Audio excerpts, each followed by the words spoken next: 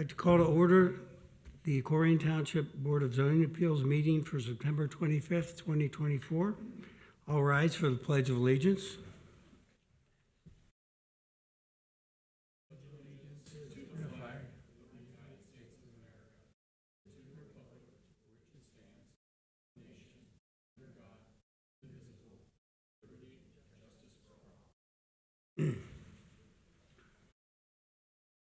Good evening, ladies and gentlemen.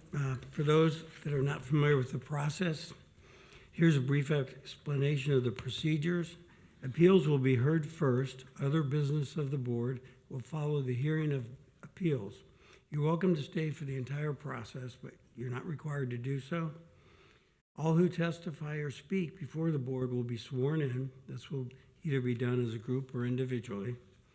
Anyone addressing the board will be requested to use the speaker stand directly in front of me. Please give your name and address for the record. Our meetings are recorded and anyone speaking could be cross-examined by an attorney. Photographs and other evidence presented for each case may be accepted by the board. The chairman will rule whether the items will be accepted or rejected. The zoning administrator will present a brief summary or statement for each case. Once the staff presentation is complete, the appellate will have the opportunity to present their case. Following this, the chairman will ask if anyone is in favor or opposed to speak. That will be the public portion, and in some instances, time limits will be imposed. Next, a motion will be made to close the public portion. Then the individual members will ask questions of anyone who has spoken or the applicant. This decision of the board will be made once a motion or second is made by a member of the board. The decision of the board will go into effect 30 days after the hearing. We also ask that respect be garnered this evening. This is a quasi-judicial hearing. If we feel you're being disrespectful, we will ask you to leave, and if necessary, we will ask the police to escort you out. Thank you for attending this meeting, and I appreciate your time. Could we have a roll call vote? Mr. Bartoltz. Here. Miss Owens. Present. Mr. Shupp. Here. Mr. Sydow. Mr. Roberto. Okay. Well, we have two absences. Do we have one or two of our alternates present? Mr. DeMoss will be seated.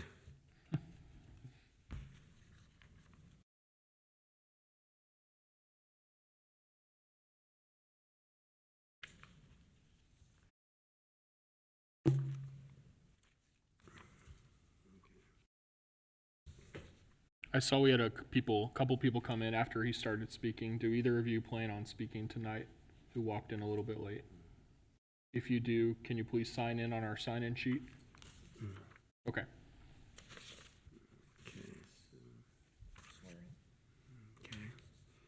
At this time, I'd like to swear in anyone that intends to speak tonight. Please stand. Please stand.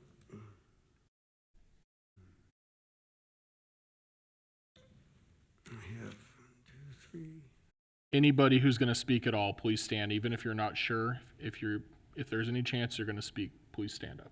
Thank you. Great. Okay. You affirm that you will tell the truth and nothing but the truth to the Board of Zoning Appeals. Okay. Please be seated.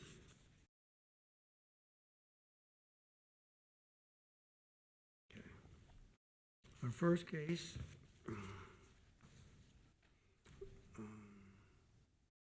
Let's see.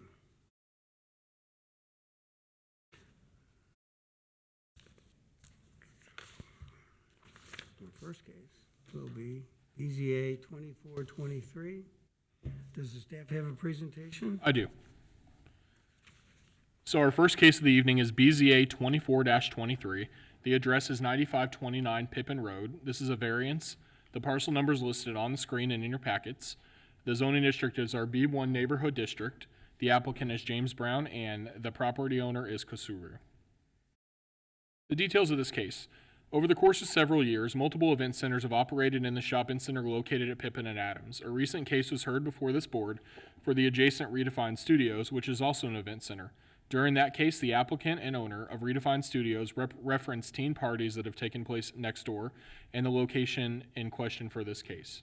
Mr. Brown, however, claims that teen parties have taken place under a different former tenant and states that teen parties will not take place at 9529 Pippin Road. The applicant is requesting for the location to be used for religious services and community-based gatherings. This is for reference from Redefined Studios, the way that case turned out. So we had a vote of 5-0 to approve the variance in that case, and that was also for an event center.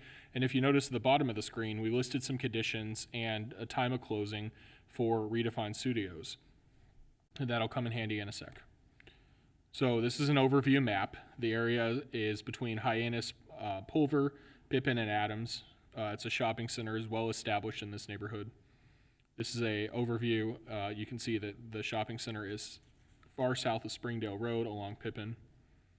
And this is a close-up aerial imagery of the shopping center in question. Redefined Studios is a much larger event center that's located next door. Also in the shopping center, we have Dollar General. This is a storefront picture that was taken in the Redefined Studio case, advertising for the 945 Event Center. I would like to question whether the applicant is the same person that was running that operation when they come up to speak. This is a current picture today. Our Board of Zoning Appeals Assistant Juliana Petty went and took pictures of the location a couple hours ago. So they've done painting. It looks like a new tenant has moved in, but again, we'd like to ask the applicant if they have any affiliation with former event centers in this location that were unapproved. This is a close-up. It does not look operational, but we would like to ask the applicant what stage of operation they're currently in, whether they're holding events or not. The zoning issue we have is that event centers, aka banquet halls, are a prohibited use in the B1 neighborhood business district, and that's on the table 8.1 in our zoning resolution, business use table. The staff findings, we use the Duncan factors, which are legal findings about whether or not a variance should be granted. There are 7 of them. They're all listed in the packet and on the screen, but I've bolded the 3 most significant. It's staff's opinion that the request itself is not substantial in nature. It's staff's opinion the essential character of the neighborhood would not be substantially altered as a result of granting the variance, and it's staff's opinion the spirit and intent behind the zoning resolution would be observed and substantial justice would be done by granting with proper conditions of approval the requested variance, and for that reason, staff recommendation is approval with conditions. So I said earlier, these would come back. I think it's fair from a competitive standpoint to not disadvantage Redefine or this event center and allow the same uses that were allowed at Redefine to be allowed at this location, whether or not they plan on doing things like a dance studio. I think we should allow the variance to include the uses that are allowed next door. Otherwise, I think we'll end up with a competitive disadvantage. I did add religious services in there because this is specifically what Mr. Brown intends to do. So just to read them, approved uses would be religious services, dance studio, birthday parties, youth summer camps, sports trainings, and personal training and fitness, baby shower, community outreach, weddings, conferences, personal congregation space, and job fairs. We also require that any vendors that may come to the site for any of these parties must be permitted through our police department, and the approved hours of operation will only be from 6 a.m. to midnight, which is actually wider than the applicant requested. I believe they requested a 10 o'clock shutdown time, but as long as all operations are ceased by midnight, just as they are next door, we believe this would be fair. Mr. Shupp? Okay. Does any of the board members have any questions for the staff? Questions? Is the appellant present? Mr. Brown? Please come up to the speaker.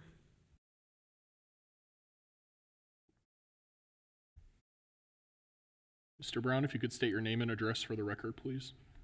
James A. Brown, 924 Holderness Drive. Okay, so now we would ask that you give a presentation and you tell us what you do there and what you would like to be approved to do there. What we are doing is we're hosting church services. We have 2 separate churches there, one on Saturday and one on Sunday, and we do birthday parties and repasses and things like that.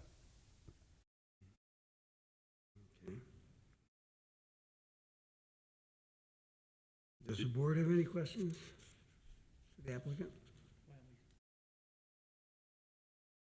Those in favor and those against? Very good point.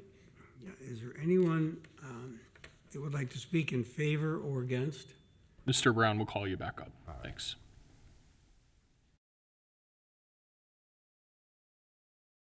Anyone? Okay. Sir, did you sign in on the sign-in sheet? I said good evening to everyone. I'm Pastor Walker. I live at 2783 Chopin Drive, right here in Colerain Township, and we also hold service on the Sundays and on the Thursdays at the event center. And we found it to be safe for the membership. They love coming up during the day, and sometimes in the evening we hold a late evening service, and they enjoy that. But the space has been conducive for us, and it's been a friendly place. We receive nothing but friendship there.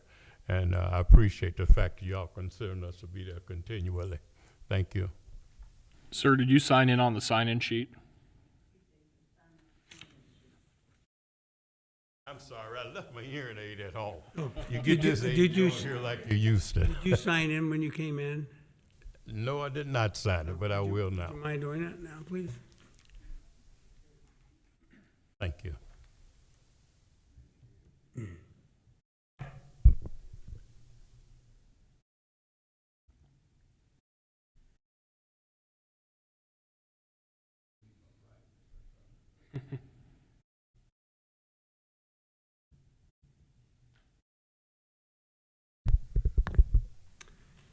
Thank you.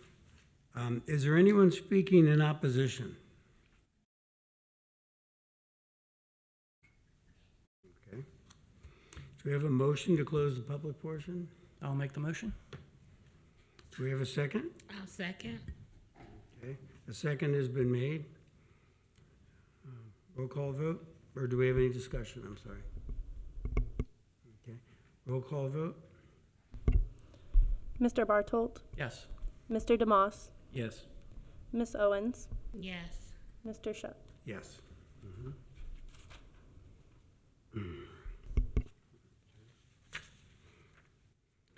Motions, we have a motion and a second. Any discussion?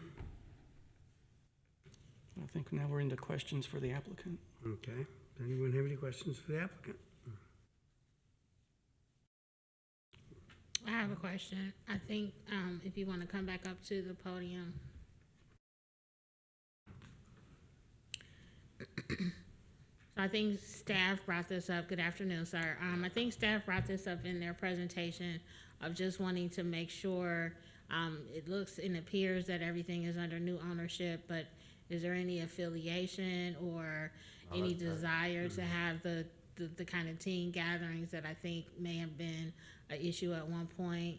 No, I forgot, I didn't mean to say that. No, we're not affiliated. Okay. And second clarifying, I'm sorry, we're not gonna do any teen gatherings or nothing like that. okay, thank you. The only thing I did speak to someone that wanted to do a gathering with group home kids, but we never talked about it after that, but no. Okay. And then you said there's two different congregations or just the same congregation? Okay, Like the gentleman that spoke, they're there on Sundays, and then there's another church congregation that's there on Saturdays. okay. And just for the record, about how large are the congregants? The congregation from Saturdays, they have maybe 50, 60 people there. And then the ones on Sunday, maybe about 30, 20. Okay, thank you. You can stay there, just in case. How about, do you have any questions? I have no questions. I guess my only question, so one of the conditions was the hours. And I think you have down 6 a.m. to midnight. Yep, I put it up. Is that acceptable? Yeah. And then the list of functions that staff also listed, you're good with those, or are there any others that you have? No, I'm good with those. Okay. That's all for me then. Okay. Does anyone have a motion? Can I ask, are you currently meeting in the event center? Are you operating right now? There, the churches are there because I guess, I don't know if that was you that came by or someone said that it was okay for the church to be there until the day. I don't know what it was. It wasn't, but I was just curious. Okay. Mr. Shaw. Okay. Does anyone want to make a motion? I'll make a motion to approve the requested variance with the conditions as listed through the staff recommendations. Okay. I'll second that. We have a roll call vote? Mr. Bartold, Yes. Mr. DeMoss, Yes. Miss Owens, Yes. Mr. Shup. Yes. Your case has been approved. Staff will follow up with the next steps. Thank you. Our next case is BZA 2425. This is a variance at 7051 Memory Lane. Does staff have a presentation? I do. Mr. Brown, you don't have to stay. You're free to leave if you'd like. You can stay, but it might be a while. Okay, so our presentation for case number 2, we have BZA 24-25. The address is 7051 and in some cases 7065 Memory Lane. Kay just has it listed as both. We haven't got a clear answer as to why. The case is a variance. The parcel number is listed on the screen and in your packets. This is in our R6 residential, which is our most densely populated residential district. The applicant is Christina Hacker, and the property owner listed through Hamilton County is R.F. Miller Homes 4 Limited. The details in this case are that the property in question is currently being used as a multifamily development. The applicant is proposing changing the use of the property from multifamily residential to what we consider a halfway house, which encompasses groups home for children and different other types of different services that people need. The property which is for sale is residential in character and is located within a district of other properties with residential character. The applicant is proposing to fill each unit in the multifamily building with an individual halfway house. These halfway houses, if approved, will be located within one building and will be managed by the same company. The applicant claims that it's the ideal location because of close proximity to services that will be useful to the residents of the halfway house. And the applicant also states that the residents of the halfway house will be voluntarily committed and will be nearing the end of their drug rehabilitation program and nearing graduation from the program. Since each individual unit is going to be separately operated, if approved, a variance will be needed to overcome the township's regulation requiring a 600-foot buffer between halfway houses. As you can see where the red pin is near the bottom of this picture, this is where the location is on Memory Lane. So we're close to Pippin, we're kind of close to Colerain, we're south of Galbraith. And more zoomed in, I'm sure some of the people speaking tonight live in these houses, so this is for reference, just the houses that surround this property. It's kind of in the middle of a bunch of them. And it is a 4 or 5 unit building. This is the front of the building. Miss Petty went and took pictures again a couple hours ago, so this is what it looks like right now. This is the front that you see along Memory Lane, and this is the side where you can get to the units. Our zoning issues we have start with table 7.1, our residential use table. Halfway houses are not a permitted use in the R6 residential zoning district. That includes drug rehabilitation. And then section 7.4.13C, group home for children / halfway houses. A dwelling unit in which a halfway house or community residential center or group home for children is established shall not be located closer than 600 feet to the next closest dwelling unit used as such. Staff findings are listed on the screen and in the packet. I'll read the 3 most important. It's staff's opinion this request itself is substantial in nature. It's staff's opinion the essential character of the neighborhood would be substantially altered as a result of granting the variance. And it's staff's opinion the spirit and intent behind the zoning resolution would not be observed. Substantial justice would not be done by granting the requested variance. So for that reason, staff recommendation is denial of the variance. Mr. Shupp?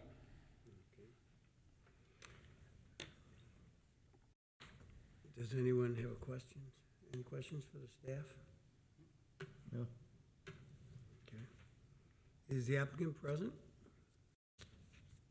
Would you please come to the speaker mic? to the podium. Please give your name and address. It's Christina Hacker, 1367 Springfield Drive. Okay. It's a little, And please give your presentation.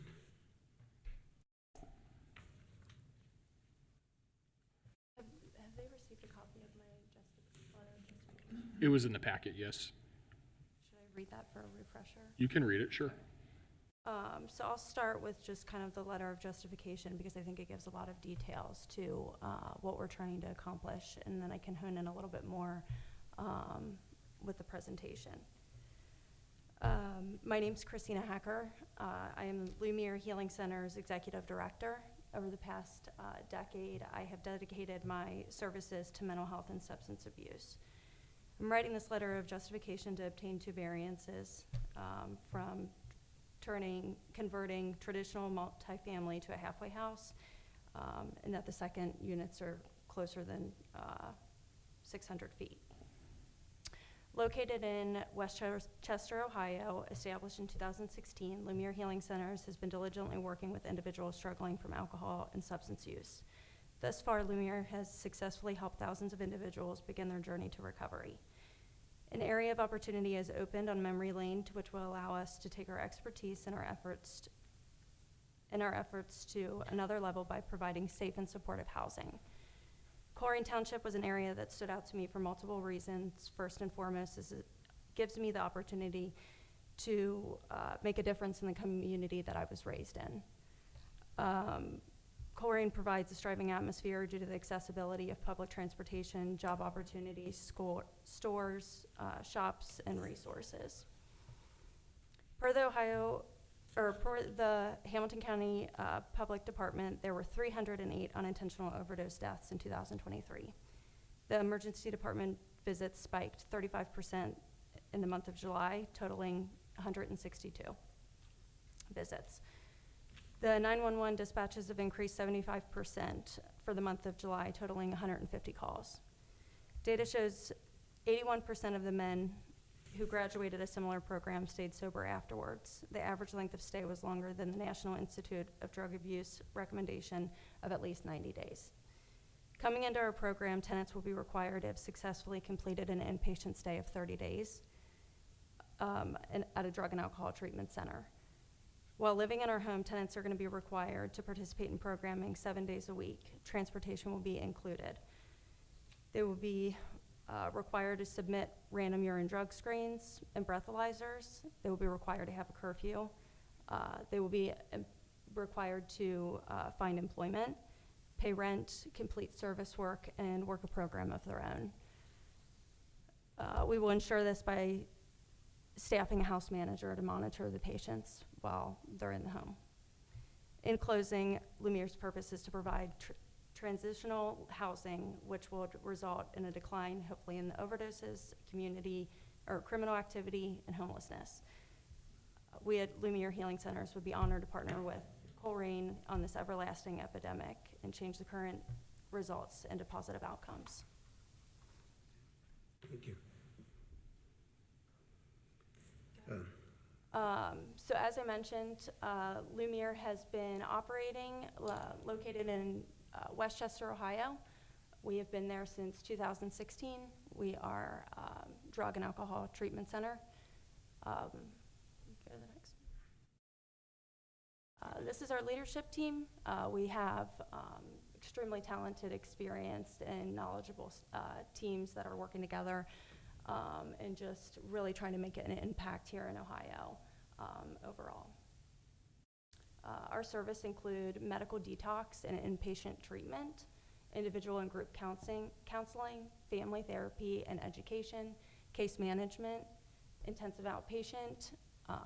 We offer AA meetings, NA meetings, experiential therapy, relapse prevention, aftercare services. We work with the patients on building all of the things that they've lacked in their addiction, and really trying to help get them into the better place and be good citizens. I want to talk a little bit about what addiction is. I understand that this is a very controversial topic, but I think the knowledge and the stigma has really just kind of interrupted a lot of what we have tried to do, and understandably, but I think the important piece is to really understand what that is. Addiction is a complex condition characterized by impulsive engagement in a behavior or consumption of substance despite negative consequences. So when a person's in active addiction, the actual physiological effects are the frontal cortex, so the executive functions, so processing, planning, organizing, impulse control, judgment, empathy. A lot of times you'll hear somebody say, like, you know, about a loved one, like, I don't even know who you are anymore, right? Well, this is the actual effects of what addiction is doing. It takes 14 months for us to get back to baseline for the patients that are in active addiction. So our program will be set up and designed that we want our patients to be going through our program from A to Z for a minimum of 16 months. And then hopefully help transition them back into their normal routine in established housing. Just want to refer back to some of the data that we pulled. Myself and my team have worked with the Hamilton County Coalition for years. We've worked with the Quick Response Team, for those of you that are familiar with what they do. We work hand in hand with them. They can come drop patients off all the time.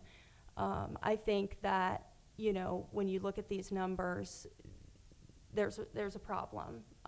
And I think the efforts are there, but I think the treatment knowledge and being able to connect individuals with the help that they desperately need is just something that we might be able to be a little bit more impactful for, and supporting them a little bit longer than just going into a treatment center and leaving in 10 days, right?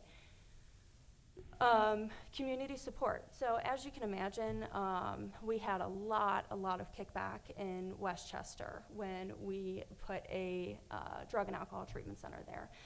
Nobody wants that in their backyard, and that was just the consensus of what we were kind of up against.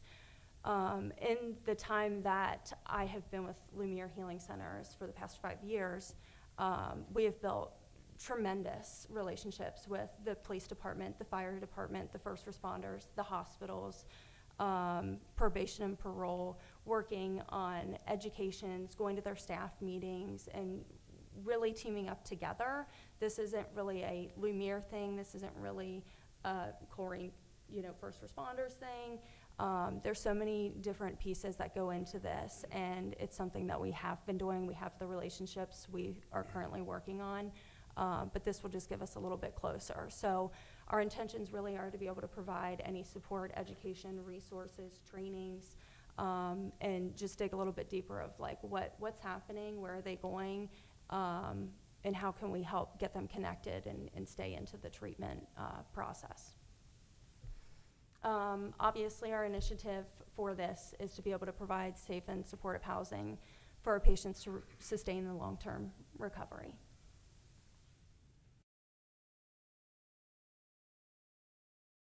Any questions? Does anyone have any questions? Oh, okay. Have a seat, please. Yeah. Is there anyone speaking in favor? Could you please approach the podium? And your name and address for the record. Yep, my name is Leona Hyben, and I live at 516 South McKinley Avenue. So, I came with Christina today because Lumiere has been something that has been a big part of my life. So I'm actually in recovery myself. I went through Lumiere as a client, and now I currently work there, which is amazing. I believed in them so much because they believed in me, and I think that what she's trying to do with the housing piece is very essential to what people in recovery need. I don't think if I didn't have that peace in my life to help me with the resources, and especially the area that it's in, and it's so convenient for the bus line to help gain employment, and the resources for, you know, the grocery store and everything being so close. But not just that, but the support behind them. I know that Lemire and the staff that I work with, you know, not just working with them, but being a client previously, they encouraged me so much and allowed me to start to care more about my life with that encouragement piece, because where I was at was a very low place in my life, and I barely believed in myself. So having that, like someone behind me, you know, and just kind of helping me piece back together who I was, really changed for me. So having that housing piece for me was like having a safe environment, and I wasn't going back to a place where things were like easily accessible, and like just knowing that I was in a safe surrounding really helped my life. And like I said, like the resources there, and then having somebody there monitoring, and like it helped to continue to encourage people to push forward through that. It really makes a difference. And I think the stigma behind, you know, people in recovery and addiction, we get frowned upon a lot. And even now, being where I'm at, even when I say I'm in recovery, I feel like people look at me kind of different. But it's just those people who gave me a chance for, you know, different way of life. So I get a little bit emotional, a little bit nervous, guys. But so that's pretty much it. I think that what they're doing is amazing, and I hope, you know, this is something that can push forward, that will help a lot of people, take people off the streets, and continue to encourage people to do the right thing for their lives. So, thanks. Thank you.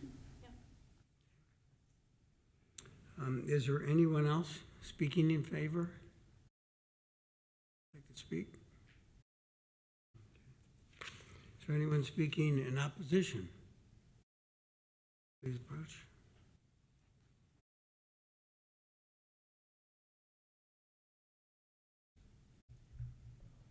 For the record. Yes, my name is David Gwynn. We live at 2636 Sandhurst Drive, which is just adjacent to the apartment building that they're wanting to change. We live there, have lived there for 40 years, so I've been there a couple of years. And we love the community, we love our neighbors, and we know our neighbors, but I'm here to speak not against what they're doing. Of course, it's a cause that needs to be, but I will speak against the location of it. And I think where they're wanting to put it is not the best location to drop this in the center of a residential community. So there's several reasons why that I just jotted down real quick, but one is every day there are many little children that walk past this building to the grade school, which is just a few blocks away. I think there's some concerns there. We don't know everybody that's in there. We don't know what all is going on. So there's concerns that are involved there.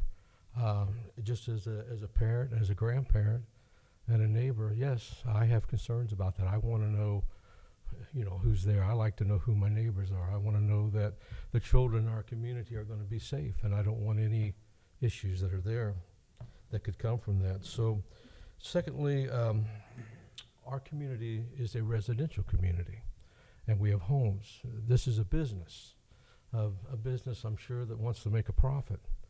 And but I think because it's a business, it needs to be in a commercial area, which the location in Mason is attached to a golf course in a much more commercial area than what this is. It's nothing like what they're talking about here.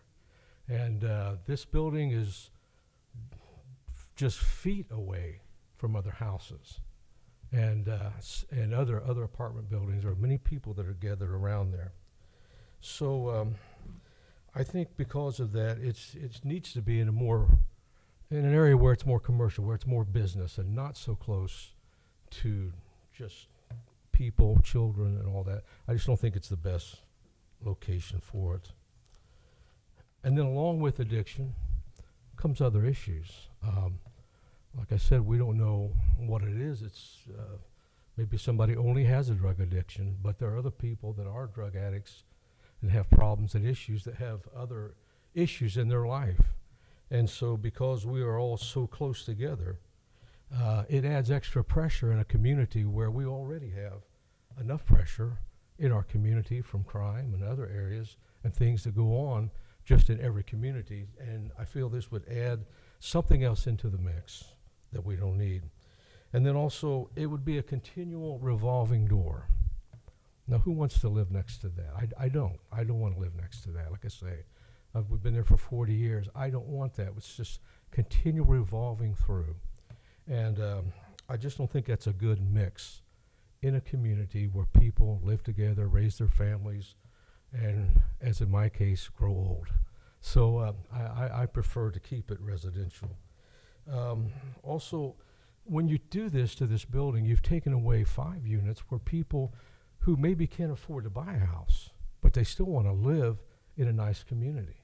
So you've taken away affordable housing, and you've taken away an opportunity for people that are trying to move up, whether it's a young family, an individual, or maybe a senior citizen who could no longer afford to pay the taxes, the upkeep, the maintenance on a house, but maybe their family's there, they want to live in that area, but now 5 units have been taken away from them, so they're not able to do it. So I think it's taking away property for people to live that I really think is better put to use in the private and not in a business like this. And then finally, there's no doubt in my mind, and if you would talk with the neighbors around there, that this would have a negative impact on property values. If you know you're going to move to buy a house, you're going to sell your house, and the first thing they want to know is, what is that? And you say, well, it's a drug rehab facility.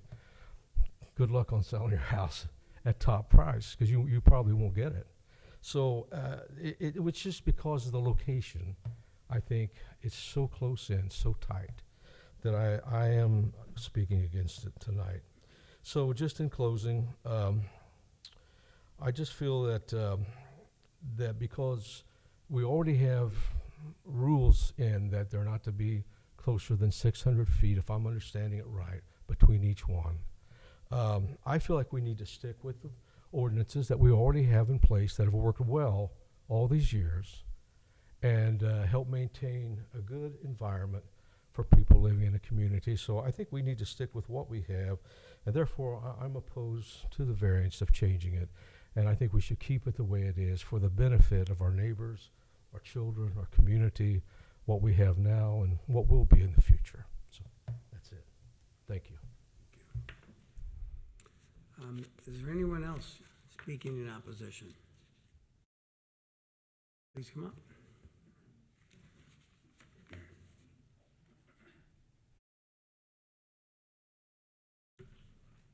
My name is John Couch. I own a two-family at the corner of Banning and Memory, 2610 Banning.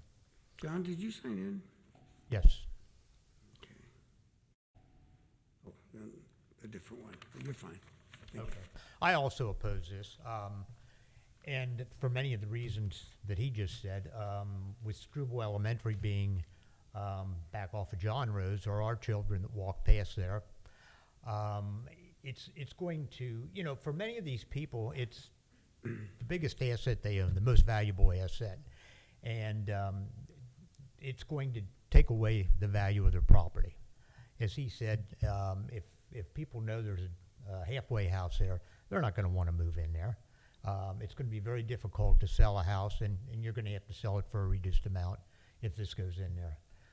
It's just of no benefit to the community, and I just think it's a poor thing to put in there. Thank you. Anyone else? Okay.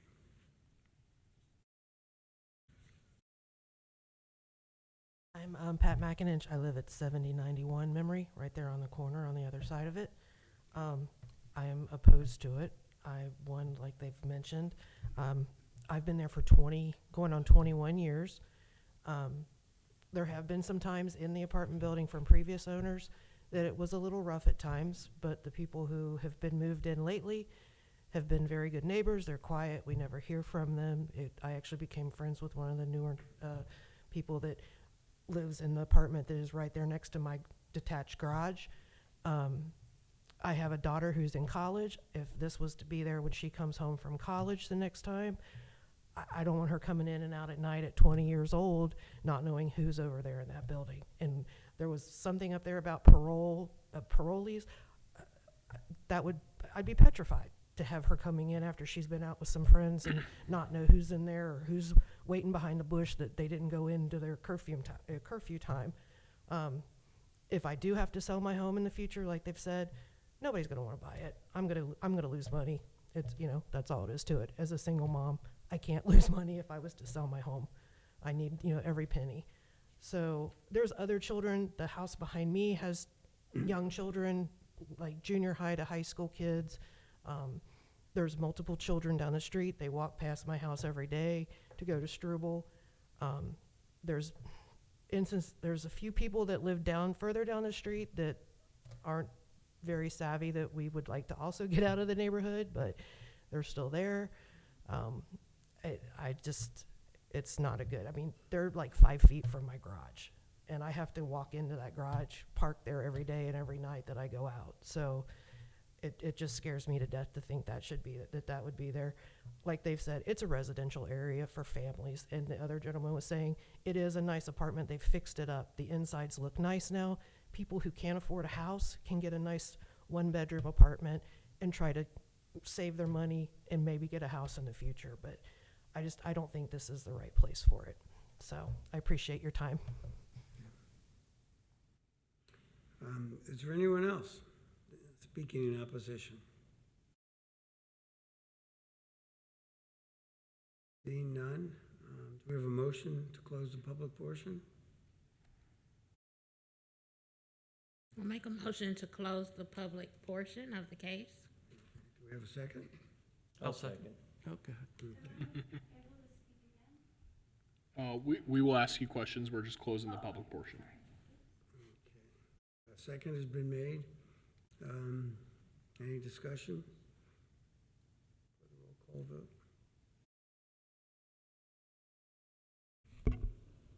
Mr. Bartold, Yes. Mr. DeMoss, Yes. Miss Owens, Yes. Mr. Shup. Yes. Okay. Okay. Any discussion, gentlemen? Who do you want to start? Mrs. Owens? Or- Sure, I can start. If you want to, you can come back up because my questions are for you. Thank you.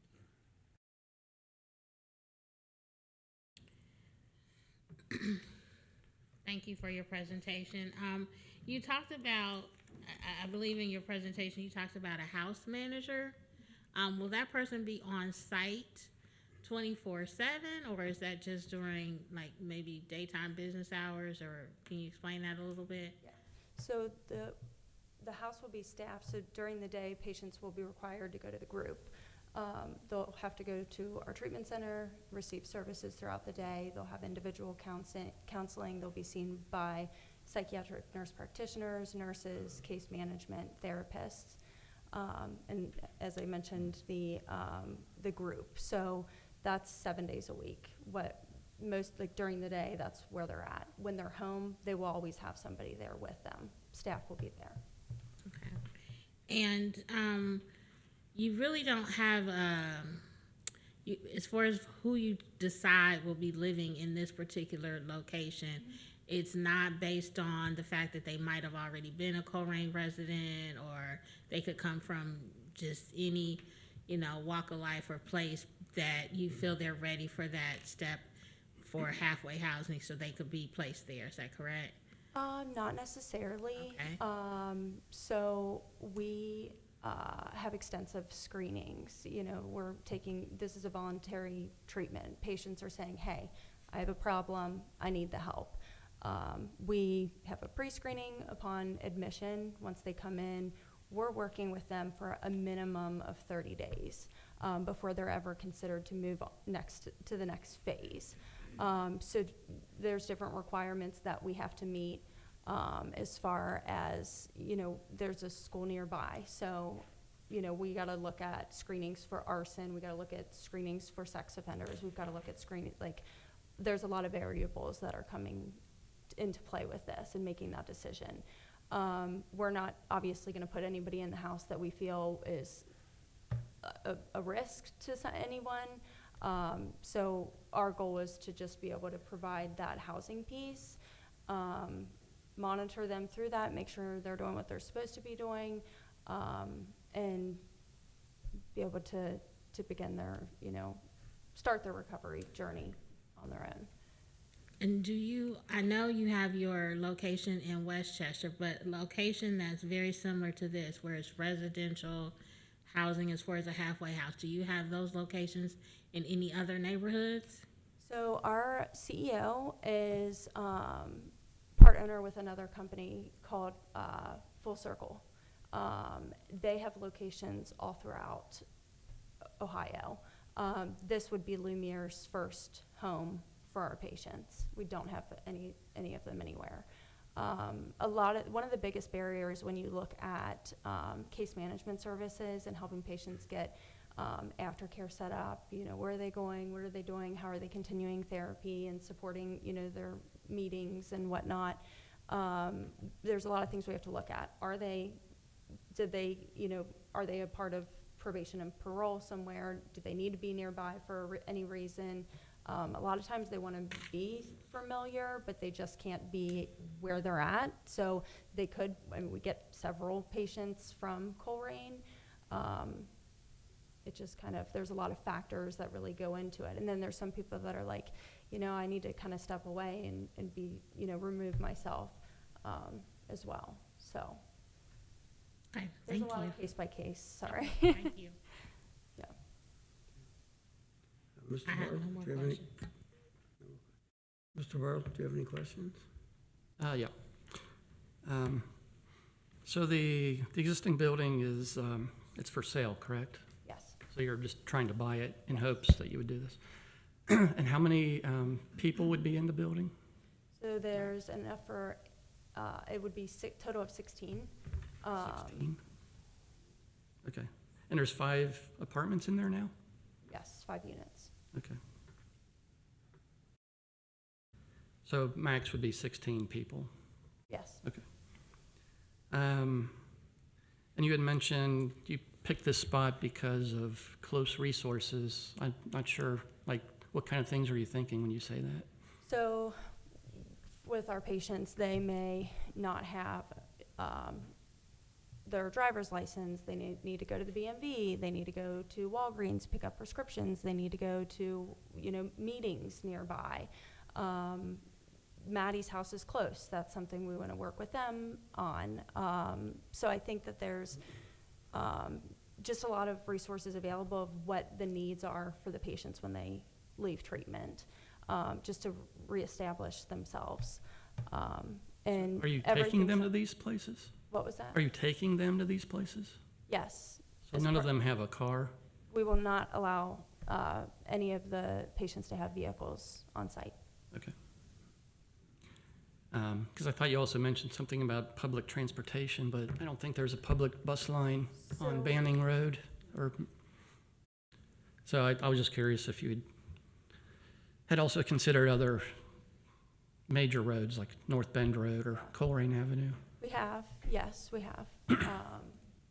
This house just kind of stood out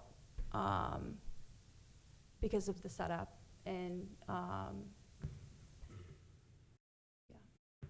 but our goal is for our patients to have jobs. Hopefully they have jobs in Colerain and they're working, and if they need a bus line or whatever that's nearby, Yeah. So are you considering any other properties that are for sale? I've been looking, yeah. This just was ideal. Okay. And I'm not familiar with, you said you have a property in Westchester, Yes, we do. and it's not in a residential area?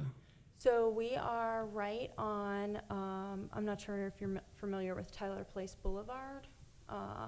It's right off of Tylersville. and we view Weatherington Golf Course. That's like, we walk out to the backyard and there's a beautiful golf course there. It's, I don't want to say hospital-like, but it kind of is. You know, patients are checking themselves in, they're staying there, they're living there, receiving treatment, and then they're going back into their living environment. Okay. I think that's all I have. Thanks. Okay. Mr. DeMoss, you have a question? I was curious if you're going to have a house manager in each building or just one of them? There will be one person doing rounding.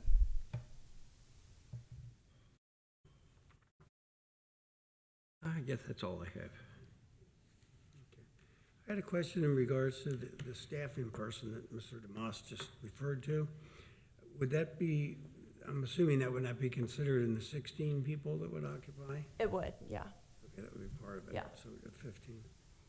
And I'm assuming that would be a rotating staff person. Would they would be sleeping there, or would these people be actively? They'll be up working. They'll work third shift for evening, for night. That's all I have. I had one more for staff. Sure. The requirement about the 600-foot requirement. So when you say unit, that's not the building. It's like if you had a building of 20 units, Right. separate units like apartments, that's what a unit is, correct? Yeah, when Mr. DeMoss asked that question, I was going to clarify, there's only one building. There's 5 units within this building. And since halfway houses are generally only allowed in R7 right now, which is multifamily, we consider a unit to be even an apartment. A 3-bedroom apartment would be a unit. So if you take an apartment building with 20 units in it, you have 20 instances of the group home. So that's why we have that 600-foot rule, so to kind of prevent a stopgap from abuse of loopholes in that code. So in Luminaire's case, there will be, in fact, if approved, 5 group homes continuously next to each other, as the way that we look at it technically. Right. Okay, thanks. Can I speak on some of the concerns, or Mr. Shupp? I'm sorry? could I speak on some of the concerns, please. address some of the concerns that were said? Yes. So, you know, I think this isn't really something, you know, I'm a mom. You know, I have 3 kids, I understand, and, you know, the concerns of children being there. And again, our patients are going through thorough assessments and evaluations while they're with us. They would not be considered to go somewhere safe. That would just be a downfall and a safety hazard on our end. So our patients will be thoroughly screened, and there will be requirements for them to be able to even be considered to live into the home. Currently, I think there was a concern about this being a revolving door. How the current owner operates it, it's a month-to-month lease. So, I mean, they can come in and kind of go as they please. There's not really any commitment. Like the tenants that are currently there, they're not signing a lease for a year or 2 years or whatever. It's pretty much month-to-month. You know, I appreciate that the, you know, current owners have, you know, kind of cleaned it up and kept things consistent, and that's great. There's no intentions for us to not, you know, uphold that, especially having a staff member there. But we're not looking at a 30-day period for our patients. This is a longer term. As I mentioned, we want them to be with us for a minimum of 16 months if they're living in our housing. Enough time to, like I said, reestablish themselves. I know that there's, you know, concerns of just having drug addicts, you know, out living, you know, in a residential community. But they're walking the streets, you know, that's the reality of it. I'm from this area. My family lives here. Like, I'm here often. I'm very aware of the homeless camps that have been set up, going all the way up Colerain Avenue, all the way around. So I feel like let's do this in a safe and managed way, and be able to be effective. Yeah.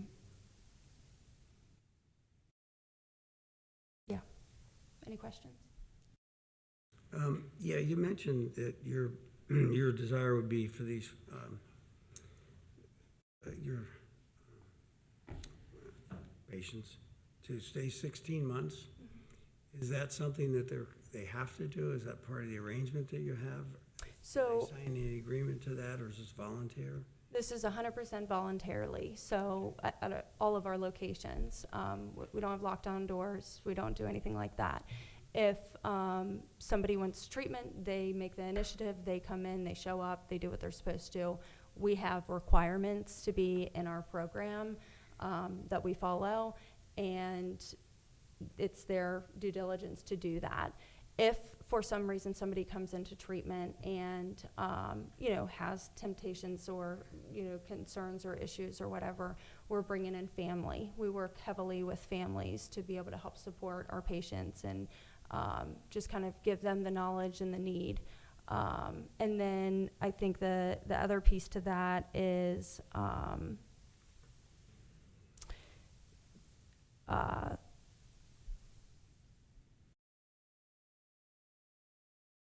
I lost it.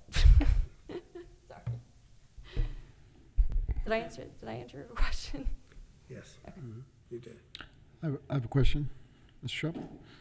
Shupp.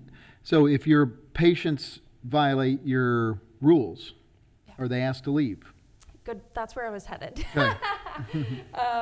So we work a little bit more on a harm reduction approach, if you know what that is. So us saying, okay, you broke a rule, get out, and throwing them out on the street is not going to end in a good way. So we do every single effort to have somebody pick them up, have a safe place for them to go. Our goal is to transfer them to where they need to be. We want to make sure that they're not, when you're looking at the severity of it and with addiction and what's on the streets right now, what's coming in, it takes one time for them to walk out, leave, use the wrong thing or too much or this or that, and it's over, So we take that very serious and do all the efforts that we can to make sure that they're connected to somewhere. We're not saying, hey, you broke a rule, you got to leave, sorry, see you later. So we just want to make sure that they're getting somewhere safe. They're, whatever that may be. So that's something that we currently practice at our locations in Westchester, and we will continue that. Anyone else have any questions? Mr. Peters? So we can motion to approve or deny or continue the case.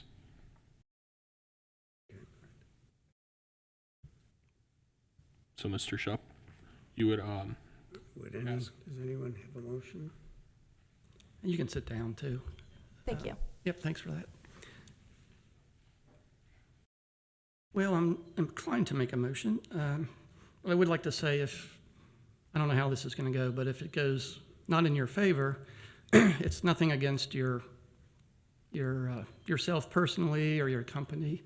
It's a great service what you're doing for the people that need the service. But on the other hand, this is a big deal to the residents. So if it goes in the negative path, just remember that there's probably other properties that you could find that maybe are a little more ideal.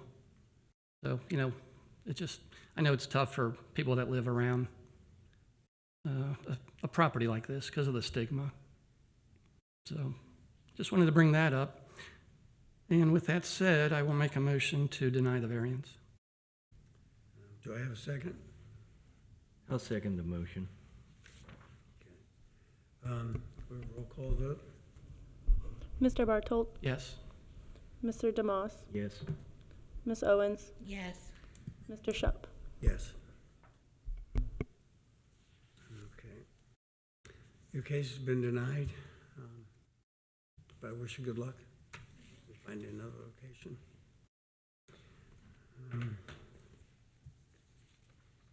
Well, we have some business to discuss. Or do we have business to discuss, I guess is the question. Any unfinished business? I see none. Do I have anyone who wants to approve the minutes from August 28th? We are going to continue the minutes to the next meeting. Okay. And under administrative matters, we're going to discuss the time change for the scheduled meeting? Yes. So we have one administrative matter tonight, and we'll wait for some people to file out. Ms. Hacker will be in touch. Yep.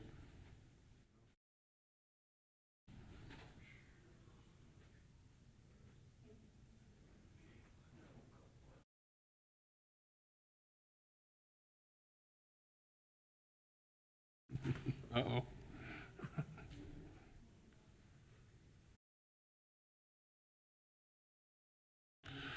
Okay, so we've been looking at streamlining things in the township. Currently, zoning commission starts at 6 o'clock. BZA starts at 6:30. To my knowledge, it's been like that since we established both boards in '95. It may have been, there may have been a point in the beginning, but it's long standard tradition that BZA starts at 6:30, but it's confusing to applicants. It's confusing to staff, and it's inconsistent that we start one board later than the other. So we would like to ask either zoning commission to move back to 6:30, and sometimes their cases can be much longer because they're very involved with the plan districts, or BZA to move up 30 minutes and start at 6 o'clock. This would not change any meeting we have until February, which is the election meeting. So if somebody wanted to or not wanted to do a position based on an earlier starting time, we could accommodate that. We already have those meetings scheduled anyway, so even if we decide to change it, it won't change until the February meeting. That would be the first one.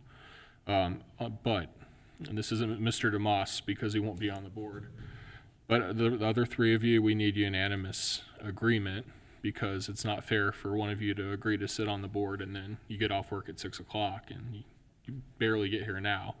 So we won't be offended. We'll understand. Does everyone agree to start Well, at 6? that's why I think it might have been 5 or 6 years ago, this came up, and then more people on the board were working, especially downtown, and it was just a convenience thing. We don't know who's going to be on the board next year or the year after, but if most people either work nearby or are retired, then it's probably okay to go to 6 o'clock. Okay. I would be okay with that. So Mr. DeMoss will not be on the board. Mr. Roberto has no objection. Mr. Bartolt, no objection. Mr. Shup? No objection. Ms. Owens? Okay. So conditional that Mr. Thiemann and Mr. Sydow both agree, then we would make a proposal and a vote at the next meeting to adopt a 6 o'clock start time starting at February 2025 meeting. All right. Okay. Yep. All right, thank you. That's all I have for administrative matters. Mr. Shup? Okay, would anyone make a motion to adjourn? Make a motion to adjourn. Have a second? I'll second. Roll call? Mr. Bartolt, Yes. Mr. DeMoss, Yes. Ms. Owens, Yes. and Mr. Shup. Yes. Meeting adjourned.